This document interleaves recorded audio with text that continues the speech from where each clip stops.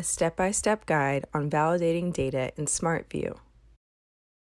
Go to Data Load Workbench within Data Management. Click on the Excel icon to export your data into Excel. Open your Excel file.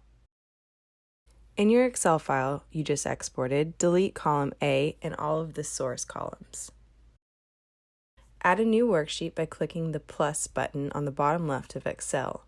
In your new sheet, click on SmartView, then click Panel. Click Private Connections. In the URL box, type in where you want to connect and then click the arrow to the right. From there, choose which cube you will be working in. Enter your dimensions as seen above. Go to your column within the data you will be validating and sum the column at the bottom.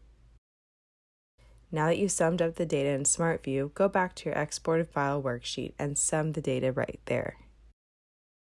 Now take that sum value in your exported file worksheet and copy and paste it into your SmartView worksheet to compare. Finally, the last step is to validate. You will want to subtract one of the sum amounts from the other. The goal here is to have them equal to each other. Thank you for watching.